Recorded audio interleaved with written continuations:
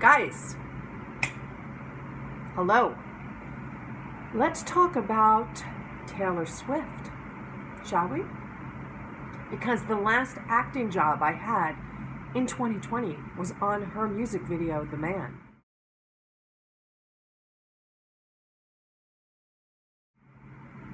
And I have to tell you, I had no idea about the enormity of this queen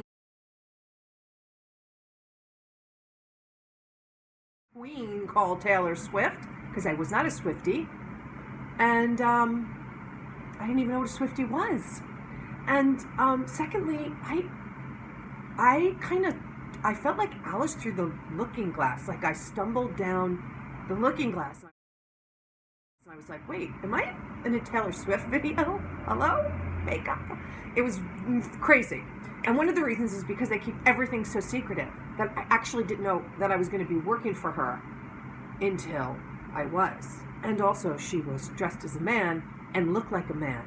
It was a crazy, crazy day, but I'll tell you about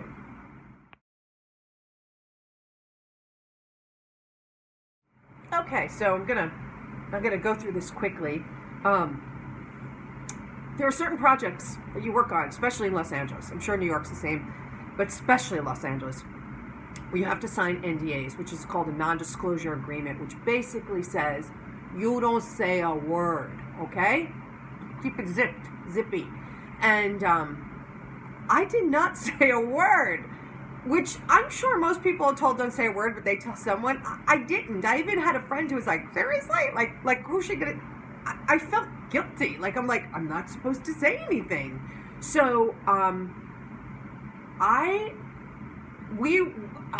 don't even know where to begin, but let me just tell you this. She's lovely. And I really didn't know a lot about her. I mean, I know who she was, don't get me wrong, who she is. But I didn't watch the documentary. The documentary kind of came out, I feel like it kind of came out around the time that we filmed it. So I watched the documentary after I worked with her, and then, of course, loved her. In some ways, it was kind of good because there were other people that I think were working there that were like, oh my God, it's Taylor Swift. You know, the way I would feel if it was, I don't know, somebody. I mean, I'm trying to think who I would feel that crazy for.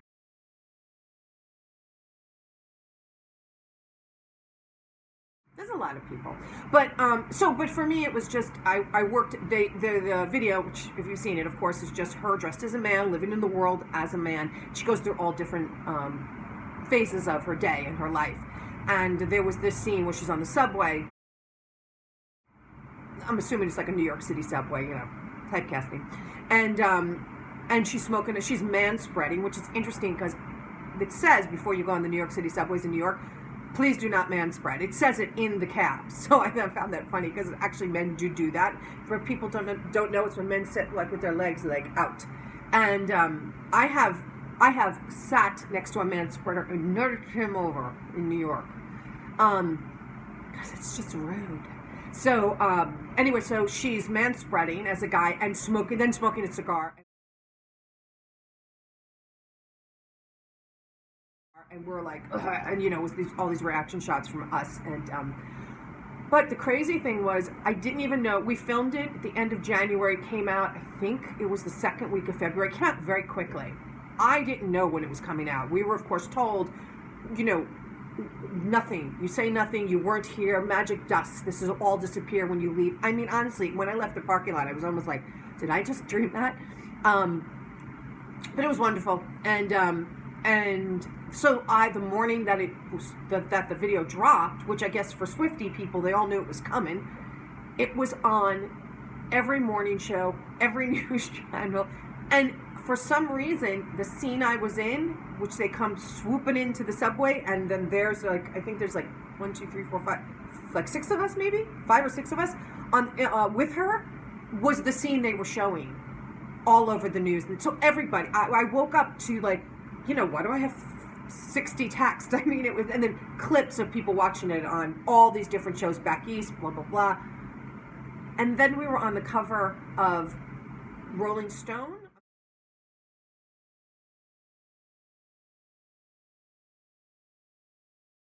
On the online cover of Rolling Stone. I don't know what it was like in person because it was online, and also the New York Post, and we were actually on the actual cover of the New York Post, and it was that subway scene, which was really, really cool. And Orange Street Casting was the company that cast it. Taylor directed it. As the story goes down the line, Taylor was her first directing. She actually just won recently the Video Music Awards for Best Director. And because this was her first time directing, she handpicked every single person. And so it felt kind of special.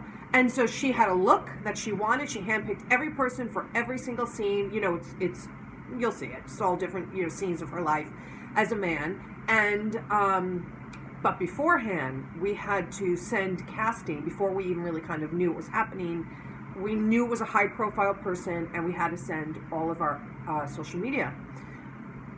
I don't really know why, but we did, and then we had to be cleared for that, and then we had to be cleared for security, and when we went in, we had to give up our phones, and we had to get like a little ticket for our phones, which we could go use during the day, but we had to take it out, walk outside. This was obviously to prevent anybody from taking pictures and from any leaks, and we had to sign several NDAs, non-disclosure agreements, which are the ones that say be quiet, and it was, when it came out, like, look, I've worked with so many different people in Hollywood throughout my career on different levels, and I would say the most legendary was I got hired a couple of years ago to do a rehearsal for a pilot with Carol Burnett. And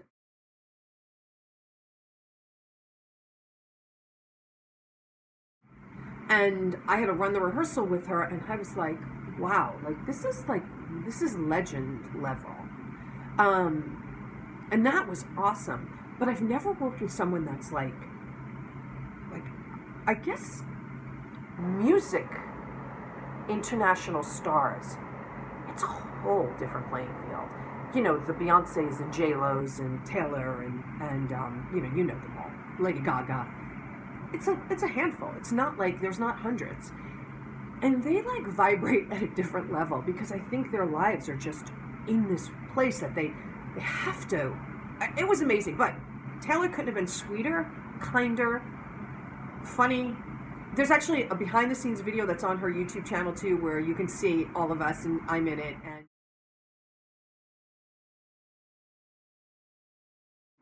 she's in a bunch of different things. You can see her directing, and it's funny because you know, obviously in music videos nobody speaks because the music's playing.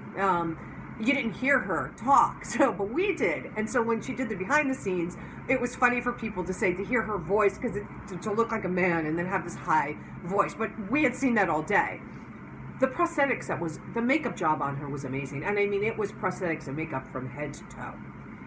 She was kind of awesome. I mean, I all day, and directing with all of that on her. So anyway, that came out in February of 2020, which I think it dropped like 3 weeks before COVID hit. So it was almost like one day I'd been like, wait, I'd forgotten about that. Because I had never gotten so much response to something that I was in as I did from that. And that's because it was all over the airwaves. My scene just happened to be the scene they picked to show on all, that was the clip they picked for all the news channels.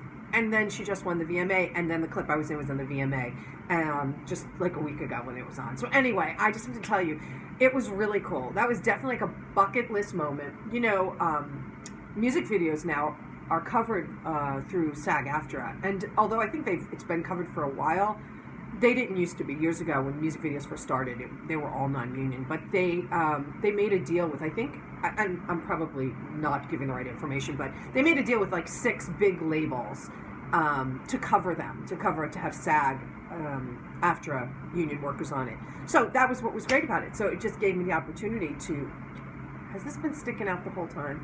I'm so sorry.